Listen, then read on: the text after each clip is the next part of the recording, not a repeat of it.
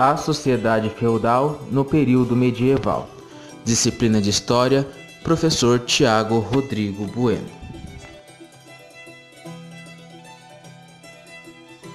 Olá pessoal, meu nome é Joaquim e serei seu narrador para contar a vocês como viviam a sociedade feudal no período medieval.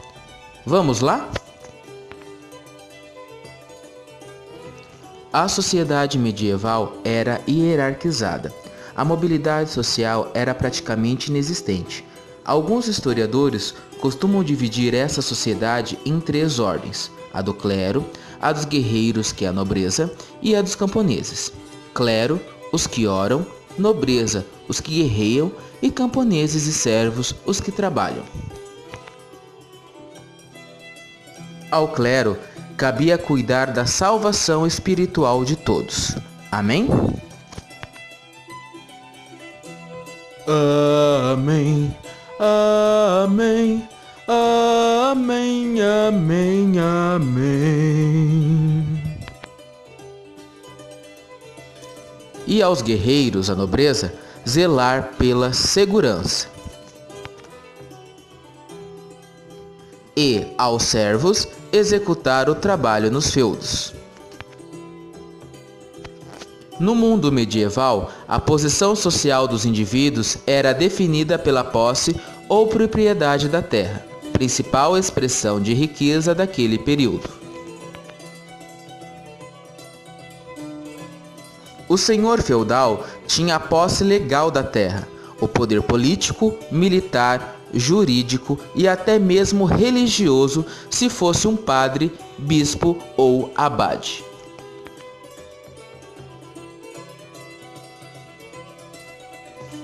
Os servos não tinham a propriedade da terra e estavam presos a ela por uma série de obrigações devidas ao senhor e à igreja.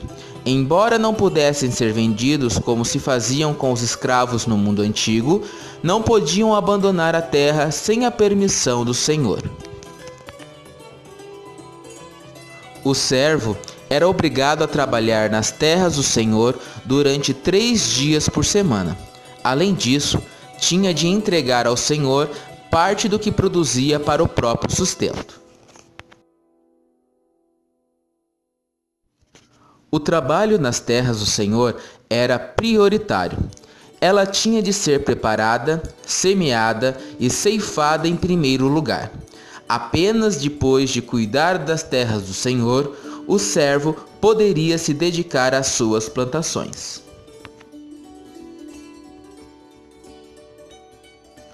O limite de todas essas regras entre o senhor feudal e o servo era muito bem definido. Dentre as obrigações dos servos estavam a corvéia, trabalho feito pelo servo durante alguns dias nas terras do senhor feudal. A talha, o servo deveria entregar parte de sua produção ao senhor feudal. As banalidades, pagamento pelo uso do forno e do moinho do feudo. E o dízimo, que era o pagamento à igreja, devido que ela também era uma senhora feudal. Havia também os vilões. Eram geralmente descendentes de pequenos proprietários romanos, que, não podendo defender suas propriedades, entregavam-nas a um senhor em troca de proteção.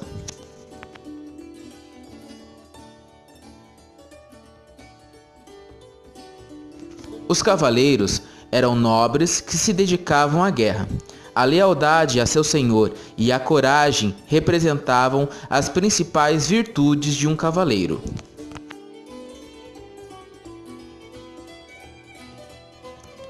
Havia, finalmente, os ministeriais, funcionários do senhor feudal encarregados de arrecadar os impostos.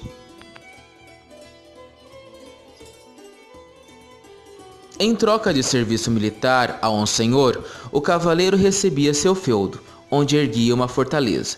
Pouco a pouco, porém, as exigências para se tornar um cavaleiro foram se tornando mais rigorosas. Além de defender o seu feudo e a do senhor feudal, ele deveria professar a fé católica e honrar as mulheres.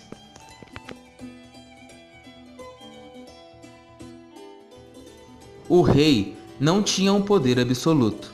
Seu poder se resumia ao território, o qual ele era dono.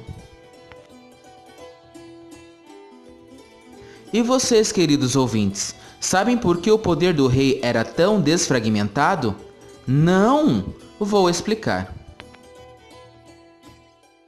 O primeiro feudo foi cedido por um rei ao nobre em troca de obrigações e serviços. Quem concedia a terra era o suzerano, e quem a recebia era o vassalo. O vassalo, por sua vez, podia ceder parte das terras recebidas a outro nobre, passando a ser, ao mesmo tempo, vassalo do primeiro senhor e suzerano do segundo. O vassalo, ao receber a terra, jurava fidelidade a seu senhor. Esse juramento era uma espécie de ritual que envolvia honra e poder. O vassalo se ajoelhava diante do suzerano, colocava sua mão na dele e prometia ser-lhe leal e servi-lo na guerra. Os suzeranos e os vassalos estavam ligados por diversas obrigações. O vassalo devia serviço militar a seu suzerano e este proteção ao seu vassalo. Pode-se dizer que não havia quem não fosse vassalo de outro. Em troca de sua fidelidade, te concedo um feudo. Eu juro fidelidade e auxílio sempre que precisar. Dessa forma, na sociedade medieval, o rei não cumpria a função de chefe de Estado. Apesar de seu papel simbólico, ele tinha poderes apenas em seu próprio feudo. Sua vantagem era não dever obrigações de vassalo, dentro de seu reino a outro senhor.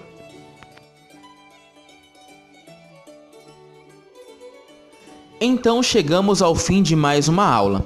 Espero que todos tenham gostado. Agora é com vocês. Pensem, reflitam e estudem sobre o assunto. E lembre-se sempre que todos vocês podem e devem pedir explicação e revisão dos conteúdos ao professor regente da sala. Até a próxima, pessoal!